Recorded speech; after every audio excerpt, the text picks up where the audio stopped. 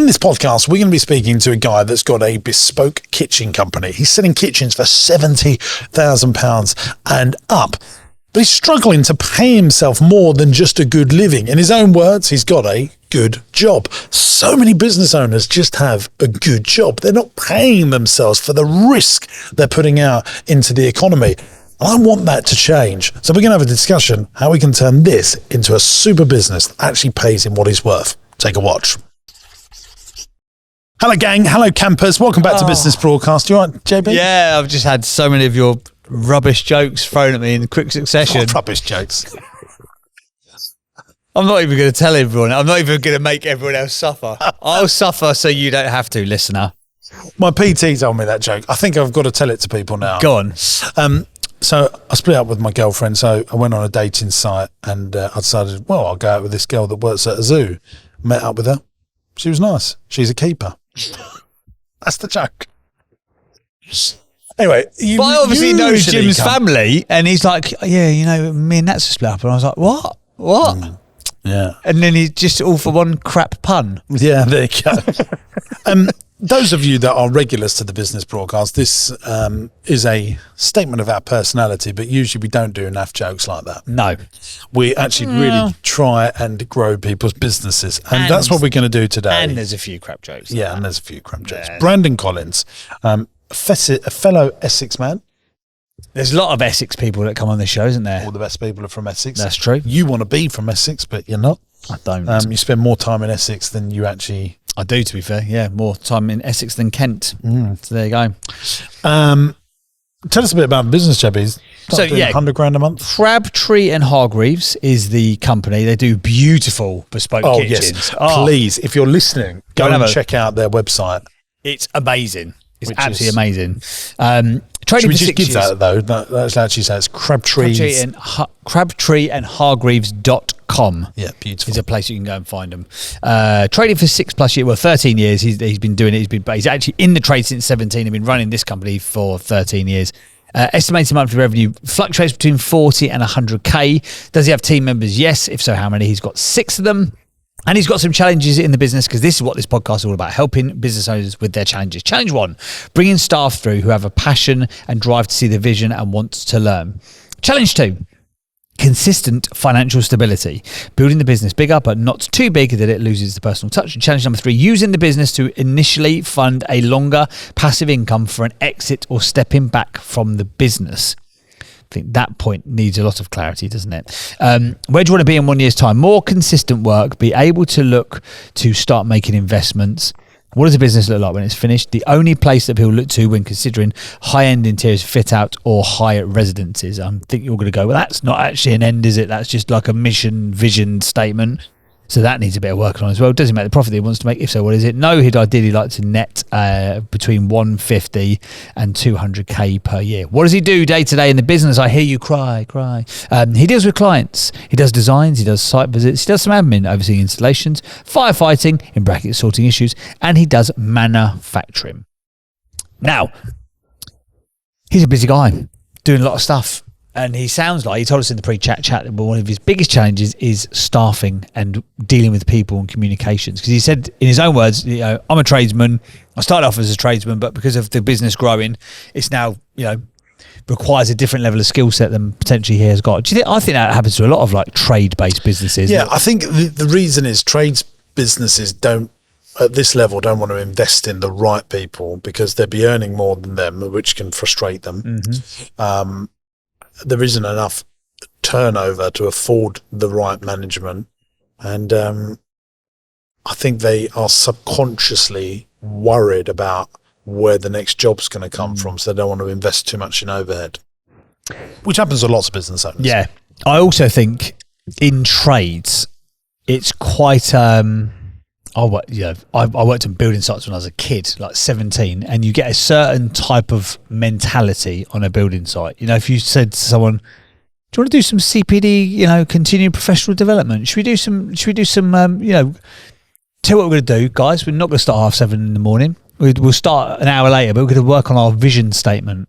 I think I'd have got a very bad reaction on a bunch of West London builders at the time. But you've got to But you do need people around you who see the thing that you're trying to build, don't you? That's one of the things I think that you're very good at. Like all of your senior team are like, they are on the bus. They are aligned with your mission and vision, and they are going to. What he hasn't got continual income, is it? It starts from zero each month. Yes. Once the kitchen's finished, we need to find another kitchen. Another kitchen. And that's lots of businesses like car sales. You know, on the last podcast we've done, you know, they got to, once they've sold the car, they got to find the next car, and they are always there. People always want cars. People always want kitchens. But like car salespeople, for example, they are probably more attuned to like the personal development space or self-improvement, or they'll read books or listen to podcasts to improve or better themselves. I think you're going to have a harder time instilling that kind of mentality into tradespeople. And that's not casting aspersions on tradespeople, because I've got a lot of mates who are tradespeople, but it's just not commonplace in that sector to be doing that. And then you will get those that just, you know, that turn up to do the job because they're good at the thing that they do, if that makes sense. And that's also, I think, another challenge with trade-based entrepreneurs is they're good at the thing that they do, which is why they've got to the level that they've got to. But just because you're good at carpentry or glazing or whatever doesn't mean you're going to be a good manager. So I think oftentimes you look at how do I improve the stuff? Well, actually, you're not good enough as a leader. You need to improve before you try and improve anybody else. Always. Shall we get him on and find out his challenges rather than talk about him behind his back? Yeah, let's do it. Shall we do that? Hey gang, we're going back to the pod in just a moment, but I wanted to tell you about Entrepreneurs University. This is a platform that I've created for entrepreneurs and business owners that are serious about growth. There's 100 video lessons from me on everything in business, raising finance, buying companies, property investment, and everything in between. Attached to each video is a downloadable PDF that goes into more detail about what we've learned in the video. It goes one step further than that because I've also put stuff that you won't get anywhere else onto Entrepreneurs University. The lessons go into way more detail, but not just that. You're going to get my business plans, my spreadsheets, and all the files that I use to drive the KPIs in my business. Just think about how powerful that could be for your business. And here's the good news. You can try Entrepreneurs University for free. 14-day free trial. After that, it will cost you just $49.99 a month. That's less than a pair of Nikes to grow the profitability in your business. There's a link in the video description, and I cannot wait to see you in Entrepreneurs University. Good morning, good afternoon, good evening. Depends on when people are listening. Brandon, thank you for being on the podcast. Give us a little summary about you and Crabtree and Hargreaves and tell us a bit more about the business. I know we sort of summarised it in a couple of minutes there, but just give us the origin story. So I started the business in 2013. It was on the back end of a business that I had with my dad. We used to have a business called Open Pine Warehouse, and we had a lot of Bespoke on with it, which we call Crabtree and Hargreaves, because everyone just thought we'd done Open Pine, but we didn't. And then when I left my dad with that, I started Crabtree and Hargreaves as its own standalone business. And over the years, we went from making just simple freestanding units to ever more complex pieces. And it's evolved over the past 10 years or so to the point that now we do like high-end fitted furniture, predominantly kitchens. We design and manufacture and install kitchens which are entirely bespoke, and we also do wardrobes, vanity units, and we also do some freestanding pieces as well. Lovely. Sounds and looks very nice for what we've seen on the website. So in your own words, then, what are the biggest challenges in the business? So you've got 40 to 100k per month, 6 team members, and the challenges seem to be around sort of stability of money is 2 out of the 3 challenges, and then staff. But when we had the pre-chat, you were saying that the sort of the staffing bit was the thing you're looking for most guidance with. Yeah. So at the moment, I'm heavily involved as an operator of the business, and I know that when I'm doing that, like, I'm not running the business. And the thing is with this industry, it's very much a person based. So we deal with a lot of interior designers. So they come to you and basically they trust you to like bring their vision to life. And like handing that over to someone else is going to be really difficult, because obviously initially that they've been dealing with me, and I want to take a bit of a step back from that role, so I can just concentrate on doing like actually running the business from like the outside rather than being an operator. So at the moment I do a lot of the work, the sales. I do all the sales side. I help with the manufacturing. Sometimes I have to go and help out with the installing. So I'm doing a lot more than what I know I should be. So it's just really like what's James' advice on bringing in people and what to look in people that are going to carry out like my vision and like my like philosophy of the way that I work, and obviously keep the customers happy at the same time. Okay, number of things. And I will answer that question. I will answer it. You're obviously dissatisfied where you're at the moment because you're not making enough money, are you? I mean, you're doing okay, you know, but you're just about getting by. Would that sum where you're at personally? Yeah. I mean, I think you've said it loads of times before. It's like I've got a good paying job. Yeah, which you don't want. The business. No. I know the business can do a lot more, but then that requires me not working in it and on it. Yeah. So basically, And what does really good look like for you? What is your ideal result? So I've got a bit more of a better management team. No. Sorry, like from a number point of view, like what? Number point of view, I would around about 2 to 3 million money wise turnover, and then profit out of that probably about between 200 and 300,000. So if you can make 300 grand a year personally, you'd be as happy as a sad man. I will be, happy boy. Okay, well, I think that makes things a lot easier because, you know, you could talk to someone like me and I'll be like, no. I actually don't care about making the money. I just want the game of creating more and more and more and more and doing things, building dinosaur parks. I'm talking about building a pedal monorail now at one of our sites. You know, this is a what? Sorry? Yeah, exactly that. What even is that? Well, you'll have to wait and find out. But it's a pedal monorail that kids use, and I just think it'd be really cool. Anyway, they're the sort of things that I like doing. I like creating and doing, and I think if you want to make £300,000 a year, you do my very simple chart where you write profit, revenue, team, culture, you, and you write that down on a piece of paper. You put a line down that, and then at the top you write 12 months, and then next to it you write 10 years, and you fill in the boxes. Maybe if you're watching on YouTube, can we put a little screenshot of that up? Yes, there we go. Look at the magic. You've done loads of YouTube videos about this, haven't you? Yeah. And I think I want people to write it down. Yeah. I want people to write it down. I don't want them to do it on a computer. So tell everyone again more slowly what they've got to write down on the paper, because you rattled through it. Yeah, so you get yourself a nice piece of A4 paper. Yes. Or a notebook. Yep. And you get yourself a pen. Got it. And all the equipment here. Yeah, so you can draw it out on a new page. And then we don't have to worry about the edit. And you write down in big letters the word profit. Okay. Profit. And then next to that, you write 12 months. 12M. Haven't got space for months. And then you write 10 years next to that. I'm going to go 10Y. 10Y. After the word profit, you write revenue underneath profit. Underneath it, okay, yeah. Yep. And then you write team. Okay. And then you write culture. I've got to apologise for my handwriting at this point, listener / watcher. And then you write the word you. And then you line it all up. There we go. And you should end up with something a little bit like this. There you go. I don't know if you can see that on the middle. There we go. So that's what I want you to write out. You'll be able to watch this back when it comes out. Now, so you've done that, Brandon. You've got your you've got that letter and so that chart, and then you write, okay, at the end of 12 months, we want to make 100K. At the end of 10 years, but I think you could achieve it in much quicker time. So in your case, maybe 3 or 4 years, you're going to write 300,000. So 300,000. You don't take 10 years to do it. You can do it much quicker than this. But for the purposes of this, in most businesses, I always use 10 years. And then underneath the 100K mark, you identify what your team looks like. Who are the team that are going to help you make... Sorry, I've just realised we made a bit of a mistake there, haven't we? I don't know. That should say profit there. So we're making 100K profit.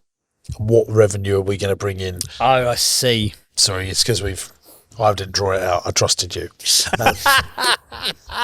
And I followed the words that fell out of your face. Yes, yeah, but it's the same. It's just we need to move them down a bit. Anyway, so what revenue do we need to bring in to make the 100K profit? So at the moment, that's roughly what you're doing. So maybe we'll say it's 750 or 800,000 of revenue. So write 800K in. Okay. I've ruined this. I'm going to start. I'm starting so again. it needs 800,000 of revenue. And then what team do we need to look after that? So you're going to need you're the managing director, you might have a bookkeeper, you might have a part-time administration person, then you've got 6 people on the tools. Then what culture do you want in the business? Now, usually when you've got very small teams like you, 6 or 7 people, the culture is really good because they're around you and they believe in you. Now, fast forward a little bit further on, what are you doing to make that happen? What is your role in the business? And then you identify what you're doing right now. So that's where you are today. So what's your profit? What's the revenue you're generating to make that profit? What's your team look like? You identify that. What's the culture that you've got in your business right now? Let's identify it, commit it to paper. And what are you doing in your business to make all that stuff happen? So we're identifying where you're at right now.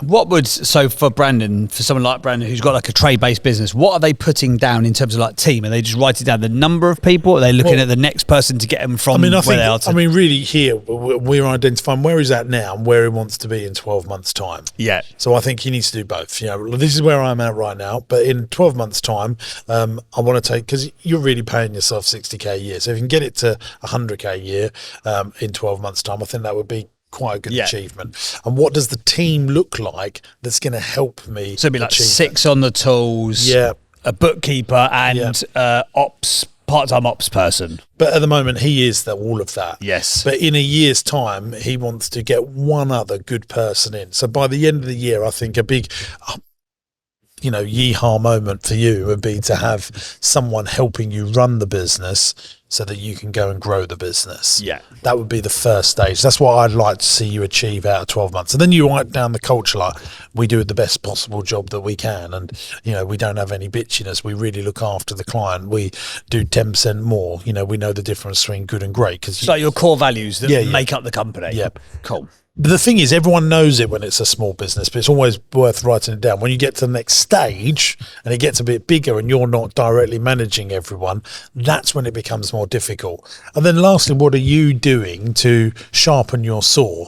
How are you becoming more effective? Have you ever heard the analogy, Brandon, that if the guy that chops down the forest spent half the day sharpening his saw and achieves 10 times more than the person that just starts cutting in the morning. So the metaphor here is, how are you improving your brain to be a more effective business leader? What books are you reading? What seminars are you going to? What videos are you watching? What continual professional development are you doing on yourself to become the best version of you? Understanding that you need to work harder on yourself than you do your business, because the harder you work on yourself, the better the business's results. Okay. Now, the reason I do 10 years is it forces you to think bigger, but I think you could achieve something that makes £300,000 worth of profit in 24, 36 months. But the reason I use 10 years in this chart is because it really makes people think bigger and what they could actually achieve if they were given 10 years. And it's really a Bill Gates phrase that helped me sort of come up with this methodology, this philosophy. And Bill says, most people overestimate what they can achieve in a year and underestimate what they can achieve in 10 years. It's one of his famous phrases. And I love that phrase because I think that really sums up a lot of entrepreneurs' challenges. Anyway, so you've worked all that out, and then you say, right, okay. It's literally in your book. It is in my book, yeah. You understand that. So in 3 years' time, we're going to accelerate it a bit for you. We need to bring in 2 million of revenue to make £300,000 worth of profit. But now what do the team look like? And I reckon the team will be very different. Now, the person that I would employ if I had your business would be a kick-ass PA that can see all the sales through. And this might be someone, because I think what a lot happens in trades is people are looking for Brandon Mark II. They're looking for Brandon Mark III. They're looking for people that have your personality traits. But actually, you need an organizer, an administrator that will follow up. And, She's a bit older, maybe. She's a bit experienced. She's looked after other managing directors. She's worked in London, or he's worked in London. Super organised, amazed with the diary. And actually manages you as well. I'm actually really talking about my PA here, Tracy. Yeah. That's what, when I'm saying you, she's a bit older than me. She worked in London, worked for very high executives, and now has come in to work for someone very entrepreneurial. She lowered her standards enough to come and work with you, didn't she? Essentially, Unfortunately for her, unfortunately for me, yes, she did. But that's who you're looking for. That's who you're looking for. Do you think one hire in a business like Brandon's, one hire could be the make or break of it? I honestly think a excellent PA around someone like Brandon would change the game for you. Yeah. And what you will do, Brandon, because I know tradesmen, is they're looking to get the next subby or the next person on the tools because it's a direct correlation to the revenue coming in. But actually, here's the thing, this is what I read down here. Where do you want to be in 1 year? We asked him this, and Brandon said, more consistent work, being able to look to start making an investment.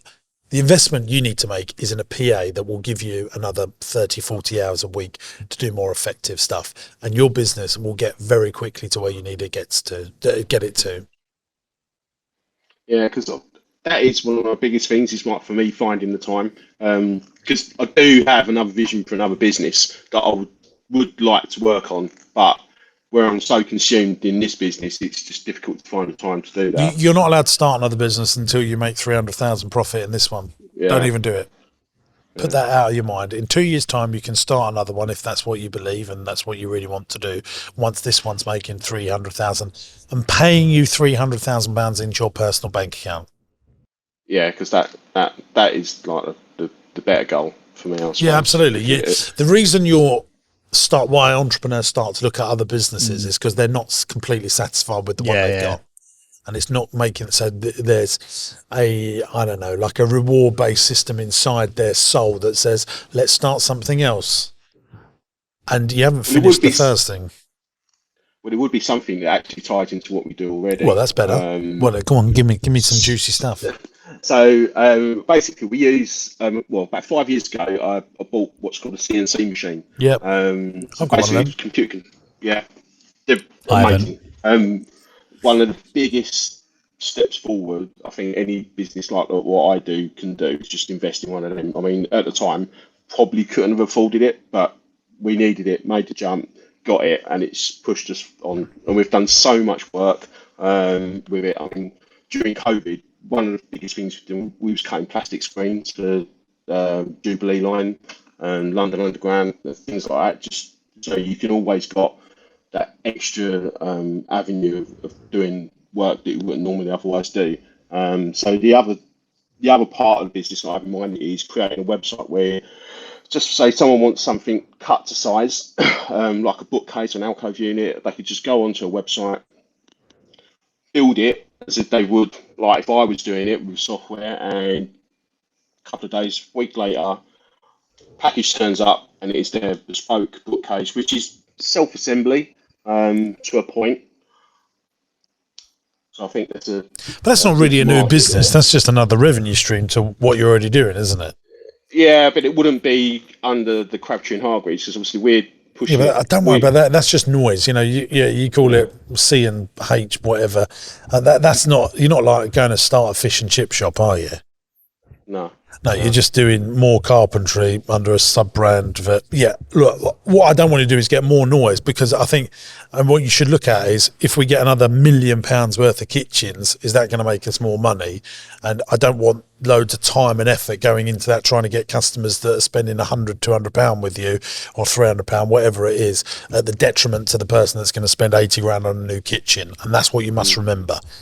What you need is a good, effective manager for the business. Remember, you're the entrepreneur, and the little phrase that we use is E plus M equals S. Entrepreneurship plus management equals success.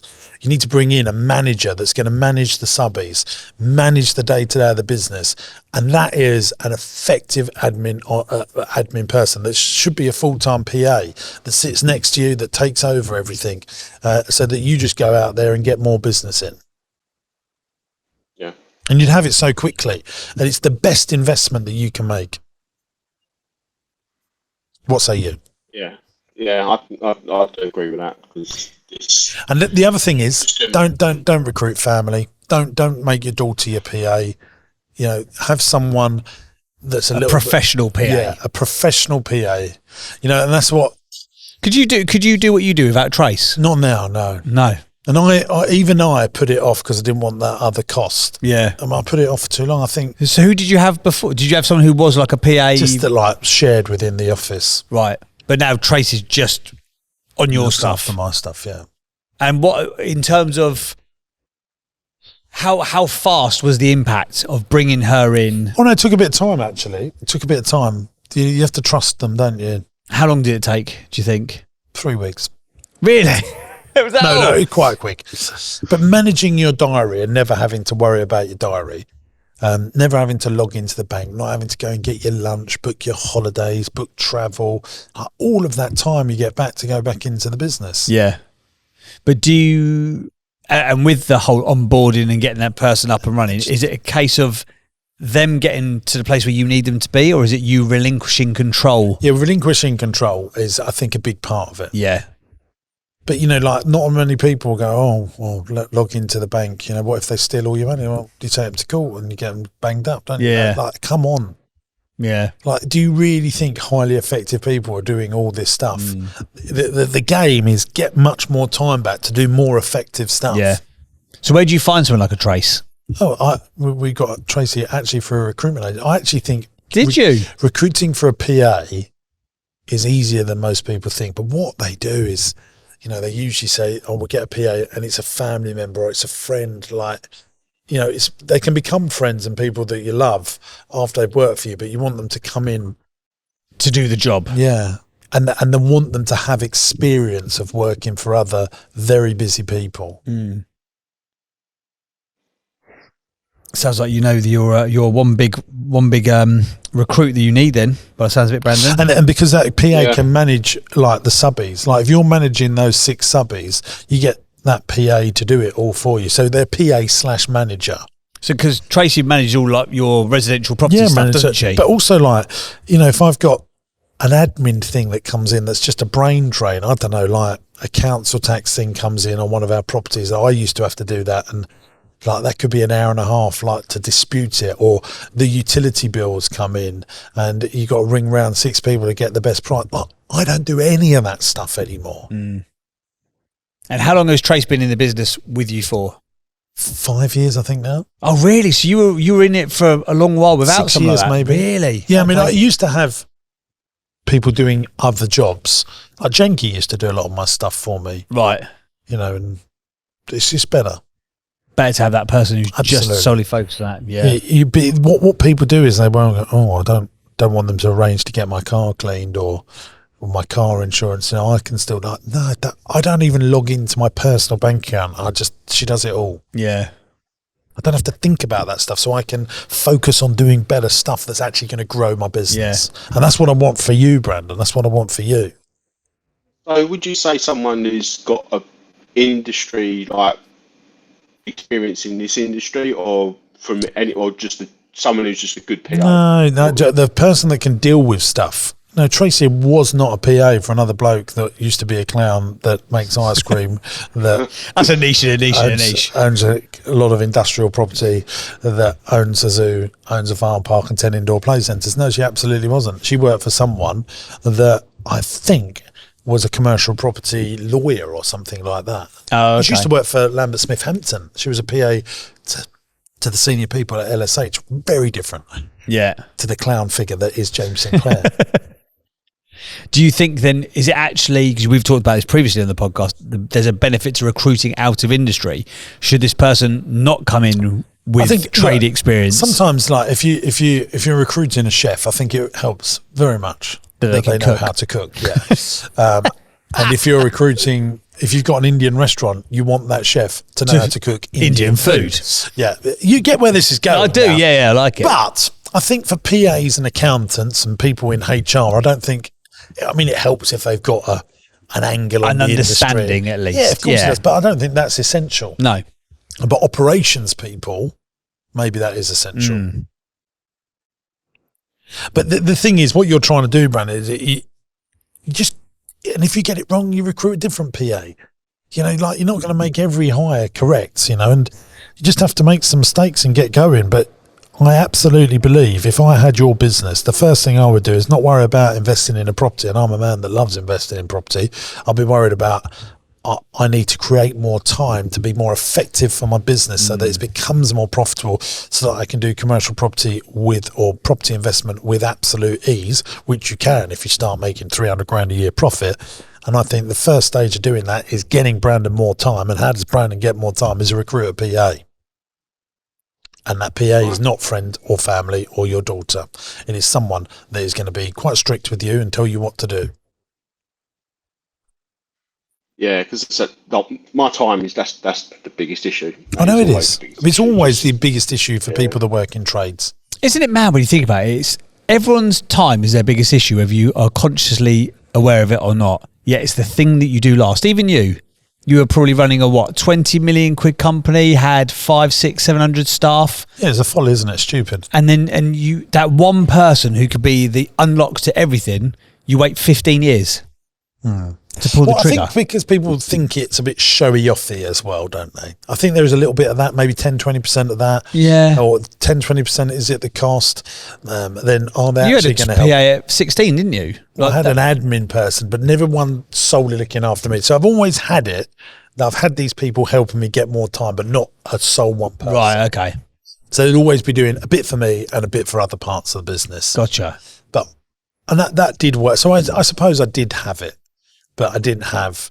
I always you went halfway there. Did you, James Sinclair? You and your personal assistant. You know, no. Actually, you really Isn't it do. weird how you got that mentality? Because I want to be frugal. You know. Yeah. It's like I should really have a chauffeur. I could get so much more done, and I did have that. And I just think, oh, you got a driver or chauffeur. Oh, look at you. And I don't know how that feels for the rest of the team, and it's just how I think. Alan Sugar said that that's the biggest thing that he puts down to his success as a chauffeur, didn't he? Yeah, well, I think a chauffeur or a driver will make business owners highly. Yeah. So so this is really interesting. So why would you still not do that in the position that you're in right now? Why would you not? Because I saw you on Saturday. You're darting from place to place to place to place, and you talked about like the pull of like being with the family, but then the anxiety of not keeping an eye on the companies and stuff. So why would you, in the position that you're in, given that you dish out advice to hundreds of thousands of people via podcasts and content, why would you not, note to self, a great question for the podcast live next week, why would you not have a driver? Is it purely an optic thing? How it's perceived I think by it's others? another salary. I think, is that a bit showy? Is that But what would that give you if you had someone? Not that you have to have a Maybach and with a drop down screen. Although I imagine you would, because you're that kind of guy. You'd have a Skoda Octavia, big frugal. You'd have an estate car. But what would you? But if you sat in the back of that car and just made calls rather than worried about getting yourself to the place. Number one, I think. Well, when I get to the location, what are they doing? And I am that entrepreneur, like every entrepreneur. They're just going to be sitting there doing nothing. And I do think that. That's one. Yeah, of course. Anyone that would watch, any entrepreneur business owner that's watching that would think in their head. I think, could they get to the site and then while they're waiting me do a bit of maintenance? Then I would do it straight away. James Sinclair, the only guy who runs a 40 million quid company whose chauffeur drives a transit van. I don't care what the car is. I could be on the phone and do all that stuff. And then secondly, what if the other thing I think is if I'm in the same place 3 of the days a week, what do they do for them other 3 days? Okay, fair enough. Third, obviously the cost. Could I be putting that capital elsewhere, deployed into my business better? And then for what does it look like? Yeah, but the look like thing is the least of my concerns. It's like, is that a good use of our capital? And you've come to the realization it's not, or you can't make it work in your head. I think I will have a driver again in the future. Did you have one before? Yeah. When? Kevin, a couple of years ago. So why did you stop having Kevin? Well, because I didn't need him every day, and I don't know. It just it fizzled out. So could you not have a Okay, no. We're here for Brandon. I know we are. I know. Brandon's gone. Yeah, no, fine. No, but I think it's interesting because Brandon's going to go through the same psychology because he's probably reticent to have just an ops PA person. No, PA is very different to a driver. A PA is up there with having a bookkeeper and accountant. Okay. Absolutely essential for the business to have. The business owner should have a PA. If you haven't got an assistant, you're the assistant, and that's what you are, aren't you, Brandon? Yeah. You are your assistant. I wear all the hats. Yeah, stupid. And do you know what? It's not a lot of money to get a good PA. If you had a really good PA, I reckon you can very effectively go and win another £500,000 worth of business, because you'll have a little bit of pressure that you've got to bring in a bit more cash flow to pay for the PA, which I think can be really good medicine for business owners. And it does focus your attention. That is when you've got to bring in. Absolutely, baby. Absolutely. And here's the essential key performance indicators that you need for your team, and this will help you build much better teams. The cultural KPIs in a businesses are: you should keep people informed, you should keep people inspired, and don't let cliques create in your business, and make sure those three things happen. And a PA will be really good at that, keeping them informed, keeping them inspired, making sure no cliques happen. The cliques happen once you get more than 12 people usually. So under 12 people, you can usually have great culture. As soon as you get more than 12 people, you start getting 2 camps or 3 camps and people slagging each other off. But actually people when it's quite small. So when you go out for a meal is the best way of explaining how human beings work. You go out for a meal with 4 or 6 people, there's never any problems. Should we split the bill? Yeah, I'll pay for it actually. I'll get this one. Never a problem. 8, it's all right, but people are like, I didn't have one of those. But you just go, oh, shut up. Don't be so moaning. Come on. Yeah. As soon as it gets to 12, itemised the bill and dealing with people becomes a little bit more challenging. And then as soon as it goes over 12 to 13, just one more, in my massive experience of employing people, things change. So if you're going to go out for a meal with someone, make it 6. 6 is better than 4, by the way, as well, because it just works. A meal for 6 is the perfect number. Meal for 4, you're like, I'm sitting next talking to this bloke, I don't really like him, but there's another one here. Couples with 6, there's always a bit of an opportunity, and I think that is a big part of business as well. You go to 13, 14 people, you start getting 2 groups of 7 or a group of 3, a 5 and a 7, whatever it is, and you've got to be on it. You've got to be on it, and they're very close to that in the next few years, and be aware of this conversation that we've had. Because if you want to make 300,000 profit, you're going to need another 6 or 7 staff, aren't you? Yeah, it probably be about another 2, like actual on the tools, and then obviously there plus an admin, so 3 total. I think we could do that. But let me understand this. You got 6 staff at the moment, or 7 staff including you, doing 700,000. Yeah. So if you do 2 million, you only need 3 more staff. Yeah, I think it would be literally just manufacturing. Amazing. We'll get going then. I mean, get the bloody PA and get out there and get the business then. I mean, Brennan, this is really pissing me off. You obviously can do this. I love when he gets annoyed. Like you're annoying me because you're telling me you only need 2 more staff to bring in another, 1.2 million of cash. If that is the economies of scale that you're getting, you should be getting off this phone and looking for that PA to give you all the time to grow this business. So we've done the cultural KPIs, keep people informed, keep people inspired, don't create cliques. Now let's look at the management KPIs, because we need management KPIs to keep an eye on the numbers in the business. What are they? They produce a monthly profit and loss. Are you producing a monthly profit and loss? Just lie to me, Brandon, and say yes. It's something we're doing. I've actually found a new bookkeeper, because our old one, just they couldn't, she weren't like up to date in using QuickBooks, which moved everything over to QuickBooks. So she... If you want to be more profitable, if you're listening to this podcast and your name is Brandon and you want to be more profitable, you've got to produce a monthly profit and loss. If you're not looking at your monthly profit and loss, and you're just going to be more profitable overnight, it is the quickest hack for any business owner, the quickest hack to making more profit. Yeah. If you don't know what you've made, I mean, you're a small business, so what we're in, so you should know April's numbers by now, and in a week's time you should know May's numbers. And if you don't know them, you're sailing a ship with no destination. Yeah. Monthly profit and loss is absolutely crucial, essential. Number 2 is your labour to turnover ratio, especially in your business, because it's very labour intensive. It's a labour business, really. It's a skills business. You want to say, right, this is the percentage of our turnover we're going to spend on labour. This is the percentage of our turnover we're going to spend on labour, and we want to make sure we hit it each month. The only way you're going to know that is if you have a monthly profit and loss that will tell you what you've spent on labour each month compared to the turnover you've brought in. Mm-hmm. And then the third thing is, and your team need to understand this, your PA needs to understand this, you want this cultural within your team. And listen, you go to my ice cream parlour and you speak to the supervisors, the deputy managers and the managers of any of our ice cream shops, they will know about labour, they will know the monthly profit and loss, and they will know the next one, which is the average transactional value. What's your average order value? So this is what you get. You should be getting more excited about this than the turnover growing. And most business owners go, right, yeah, I want to do an extra $1 million this year. Well, why? What you should be doing is I want to get my average customer value up by 10%. So if people are spending £40,000 on an average order with you, how can you get it to £44,000 next year? And you want to be obsessive about growing average order value, average transactional value. And you want it fused into your team that they all get it.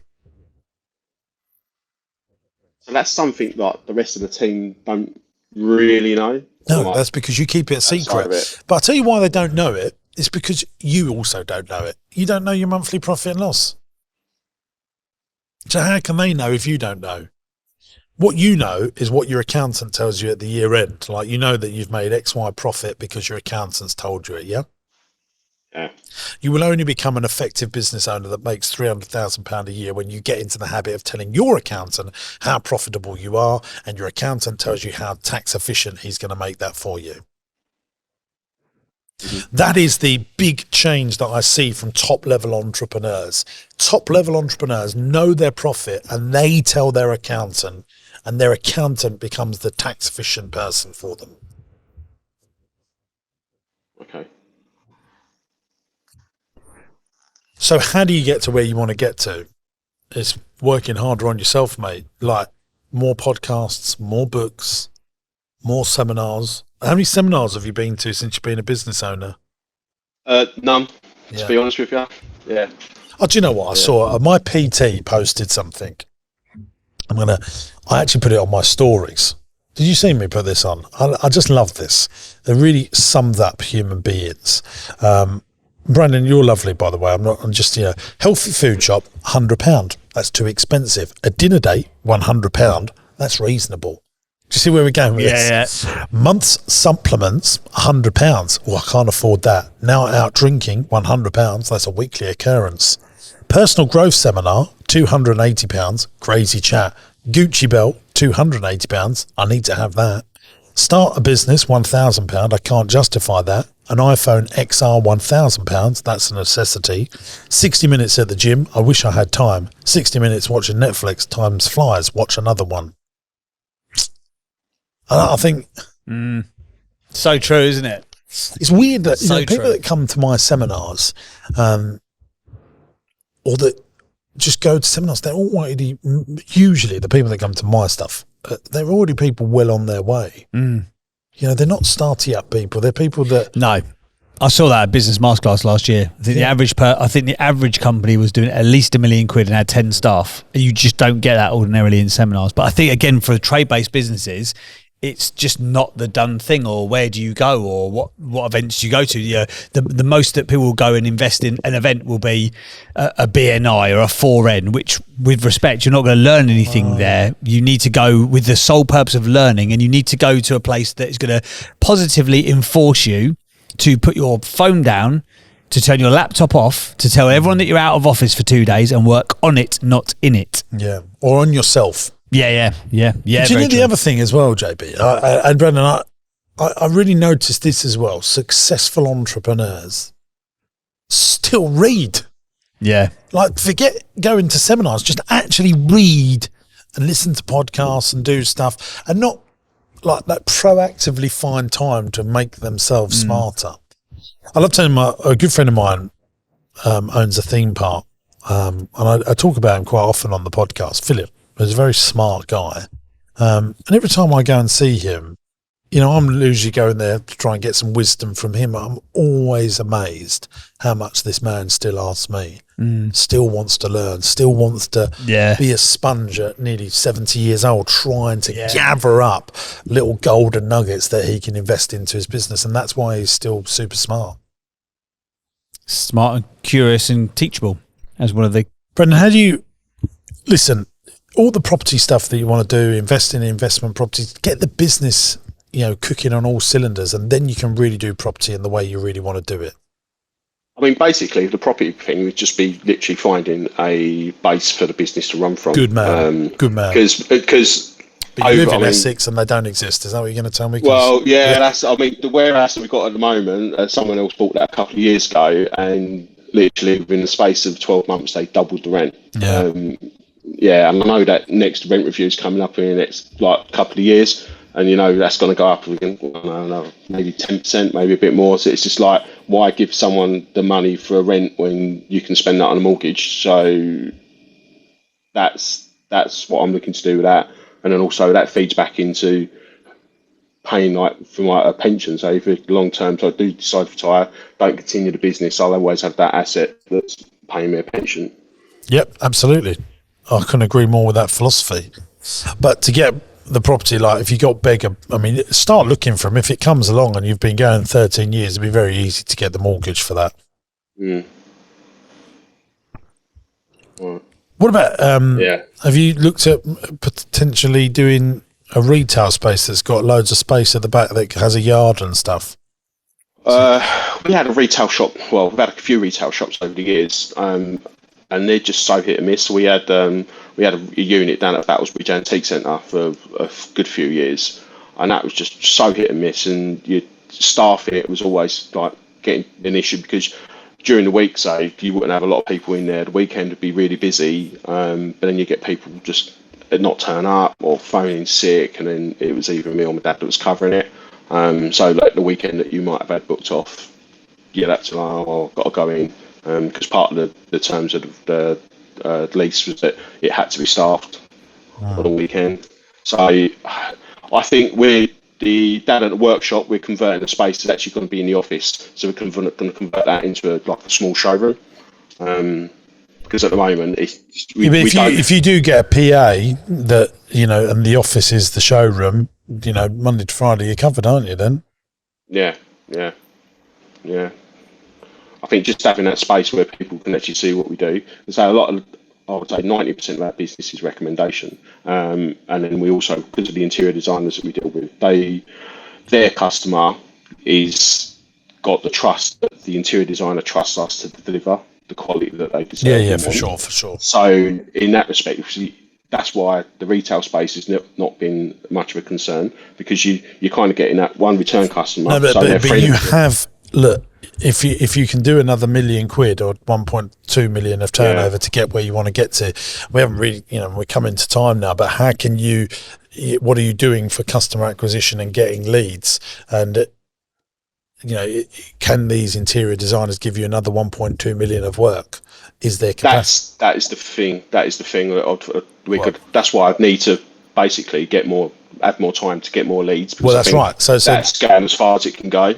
Yeah, exactly that. So having a reach to showroom space is important. Absolutely, and also Google ads, Facebook ads, Instagram videos, and in a lead generation machine. So you're not relying on 3 or 4 interior designers to get all your leads. Well, yes, we want them. Let's keep them. Let's have them, please. Thank you very much. But also generate our own leads. But what I'm suggesting is that you find a shop that's got a big enough unit at the back, and there are these massive retail shops that you can get really cheap right now, and you can buy the building, and you've got the flats upstairs, you've got the offices there, and everything's manufactured on site. It's a hub. It's a great tool for recruitment as well. I mean, look, you can have a £2-3 million building, £2-3 million business operating out of this shop where all the vans come out of, and maybe it's not directly on a high street. Maybe it's these maybe it's outside in a little village or something, but there are more opportunities to buy them in Essex than big warehouses. Yeah, I say our unit at the moment is on a farm. Yeah. Well, an old farm, and it's out of the way, but not out of the way. I mean, not really close to like Upminster and Brentwood, and actually on the way to Lakeside. So we do get a business, even from the sign we've got at the end of our road. We actually get a fair amount of business off of that, because it is like a major like thoroughfare. Good stuff. Right, so we do questions. Have you got any questions you'd like to ask us? I think we've covered like a lot of the questions I had. Good stuff. On the Yeah, I think we have. I'm having a look at the questions you'd like to submit, and yeah, they've all been covered off, I reckon. Let's. Oh, there's one. Sorry, there is one. There is one. I do apologise. What motivates you to keep adding more businesses to your portfolio? Have you ever thought that a deal is beyond you? Is there anything outside the realms of possibility for James Sinclair? What do you mean a deal's beyond me? I don't. Well, you can't do it. It's too big for you. You ain't got the skills for it. Like Elon goes, Tesla's gone absolutely sideways in the UK. No. Jimbo, come on in, save me. I've looked at things and I thought, they're really profitable. They look like good business models, but I don't have an interest in that sector, and therefore I don't get involved. Really, just out of the interest part of it. Yeah. Really? I want to think where I think, that's a good model, but you got to have some interest in it, I think. Because it's never as easy as you think. It always looks good on a spreadsheet, doesn't it? Everyone goes, look at this, we'll be doing this profit and this revenue next year. Like, there's never going to be no potholes. It's just going to be exactly like that. Plain sailing, no storms. There's nothing to worry about here. And that's going to happen to the decimal point. And that's not happened once in my 20-year career. I have lots of businesses, and some are up and some are down each year. Something just happens, like the manager leaves or you lose a contract, and one that you didn't think would do very well just goes to the moon or whatever, So you have a hopscotch between different business, and we're very lucky that we have that ecosystem, if you like, to be able to benefit from that. But if I've seen businesses and I've gone, I like the profitability there, but I don't necessarily like the business, then that's not right for me. And so them ones I've walked away from. No, good mentality. All right, finally then. Actually, I did get offered something, and I don't think I did get offered something that was nearly 400 million turnover the other week, and I was like, I don't want all of that, but I'd like a little slice of it. Really? That was like, I don't think I could. I haven't got the skills sets around me. I could. Okay. I haven't got the management that could go in there and run it, and so. I mean, if it really was an unbelievable deal, obviously I'd make it happen. And of course you would. Be stressed out for a couple of years working it all out. But so in that instance there, you see that, does that force you, does that make you level up and go, if I can't take that deal right now? Straight away, I had the conversation, like it was an administration firm, and I had the conversation with them straight away to see if there was an opportunity, but there was an opportunity for carve out to take some of the businesses out. But in that instance where you go, even if you carve out that bit, they don't want to carve out, you go, that's too big.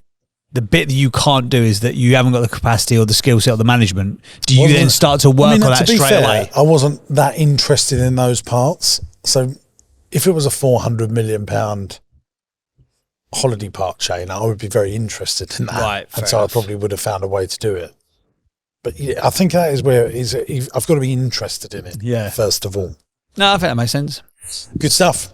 Let's do the rating. Well, hang on before that, because we're going to let Brendan skip on with his day before we do the rating. So, Brandon, before you do go, where can people go to witness one of these exceptional kitchens if they fancy one of these for their gaff? Which no one's ever called a kitchen that you make in a gaff, I don't think. It's an estate, I imagine they fit in with. No. Well, yeah, rather large residences. So you can follow us on our Instagram page, which is Crabtree and Hargreaves, or have a look on our website, which is crabtreeandhargreaves.com. What's the average cost of one of your kitchens? I was going to ask that. I get asked that question a lot. So it's broken up into 3 different phases. So you have the cabinetry, the appliances, and the stone. And all of those can vary such a huge amount. But if you took an average order value, you're looking around about 55 to 70 grand. And how long is it going to take for me to have my dream kitchen from when you turn up? Please note this is a sales pitch now, Brandon, so good luck out there. So our average order turnaround time is between 12 and 16 weeks. The install time, depending on the complexity of the install. So if you're having some building work done, if you're having building alterations done, if it's a rip out and reinstall, that will be over a space of 4 weeks. It's a lot of takeaways, isn't it? Yeah, it's a big job, and a lot of people they see like changing rooms and stuff where they go in and it's like all ripped out and then put back in. It just doesn't work like that in the real world. So Kerry Smiley doesn't work for you. 60-minute makeovers has mugged you off. Nah. I just one quick. I wanted to ask as well before you go: is price a problem? Could you increase your prices by 10% and still get the amount of work that you're getting right now?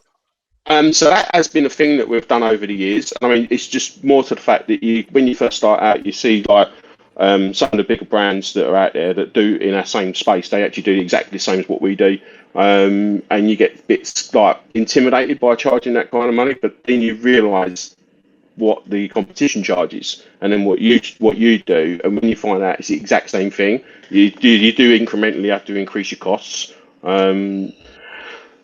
Just for the fact that you offer just as good as a product as someone else, but maybe they're not as like you're not as brand like people aren't as aware of your brand as much. But do people? People. Sorry, I'm trying to. Yeah. If I was a customer and you said, right, there's 50 grand, but then you go, actually, and we're going to charge them 60 grand, do they go, or are they all, they just want to buy it because it's the best? Some people are price dependent. I mean, if they're doing like a new build and it's like, I don't know, like they've got £500,000 budget, but they've got to do everything within £500,000, and they're looking like a lot of people want the best, but they don't realise what the best actually really costs.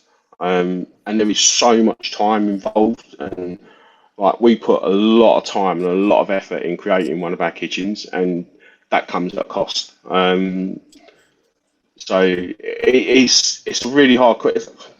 Yeah, some people are price dependent. I think the answer is what you're looking for. And then some others, I mean, we've been doing a job recently in Mayfair, and that's just a different world again. And the price there is never the question. It's always the quality, and that's it. Good stuff. More Mayfair gigs then, didn't you? Yeah. Just getting in and out is the nightmare there. It is, yeah, no. To be honest, no, it's not. He's literally working in doing the logistics of it. It's really, really difficult. Your new really PA difficult. Can help with that, can't she? Yeah, there you go. Yeah. There we go. Awesome stuff. Well, thank you for being on the show, mate. And we hope lots of people who listen to this podcast, we've got loads of rich listeners. Hopefully they'll come and get a kitchen off you. There you go, mate. Yeah, definitely. We can provide the best kitchen I could ever imagine. There you go. Amazing. Thank you for being just on. one more quick question. Bloody hell, there's a curry waiting over there. How many of your customers have 2 dishwashers now? Quite a few. That is game changing. There you go. Just saying. That's how the other half live. How many dishwashers you got, Chuds? Tiny little one. We've only got one at the moment, but when we have a new kitchen, which we're considering doing at the moment, we're definitely going to have 2 dishwashers. Why do you need 2 dishwashers? I can definitely help you with that. Yeah. Change your life. Really? You give me a free kitchen, I'll change your business. Oh, God, here we go. Okay. He's always on the take, this one. Right, okay. Thanks for being on the show, mate. Appreciate it. Cheers. Bye-bye. Cheers, mate. Right, awesome stuff. What a lovely fella. Bye. There you go. Lovely fella, yeah. Right, I think we had better do our ratings and our reviewings, hadn't we? Let me get my funky jingle. Here we go. Right, it's time for the 8 Traits of the Great Entrepreneurs. This is when multi-award winning, multi-million-pound trendsetter James Sinclair rates the people that have been on the podcast. You get involved in this as well. It's not just me that gives these points. No, it's your thing. Share the opinion. I'm going to do my own 8 Traits of the Greats live at the podcast show, and I'm not going to tell you what they are. I'm going to see if you meet up to my meter stick, mate. Okay, 8 Traits of Great Entrepreneurs. If you're a regular listener, we grade all of our entrepreneurs, as you may know. If you're a new listener, you're going to find out what we do. Go on then. So we've identified 8 traits of great entrepreneurs. Trait number 1 is starting with the end in mind. Do you think we got that? No, you cannot have that. 0 there. Passionate about their cause. Yeah, he is. Definitely. I think he loves Been doing this, man and boy, since 17. Untold amounts of resilience. I think he likes safety. Oh, I do, yeah. The question then about could you put your prices up, then there's like a Narnia-esque story. It's like the answer is yes or no, can you? Yeah. So I don't think he's really been tested. They master relationships people. I liked him. I did. You ever give him one for that? Yeah, why not? Commercial awareness? No. No. No management accounts. Doesn't know what. It's just why are people not producing bloody management accounts? Gets on your goat, doesn't it? I just think you can be so much more profitable overnight. They innovate so they don't evaporate. Oh, he's bought his CNC machine. I think he is trying to be the best. Is that innovative? Maybe not. Let's give him half a point. That's not. I don't even know what is a CNC machine. Cuts it all out for you. They're master marketeers. He's not doing any marketing, is he? He's relying on interior designers to give him the work, which obviously why he's mastering relationships with people. They're giving him all these juicy works because they like him. They stay teachable and curious. Never been to a seminar. He listens to my podcast because probably someone's recommended it. But if you listen to more podcasts and watch more videos from not just me but others, I think he would get a lot more. So let's give him half a point. Half a point. I think that's been generous. Well, again, I'm not sure it's a fair reflection. He's guys, Brandon's a lovely guy. He makes some wonderful kitchens, but we're only scoring him 3 out of 8. He'll get better though. He will get better. Puts him just underneath Alan Johnson, and he's just above. I can't even find a 2.5. I can't even read my own writing now. Blimey. Anyway, didn't do that well. But he makes lovely kitchens. I think he will get Double better. dishwasher. The point of this is not to put people down. No.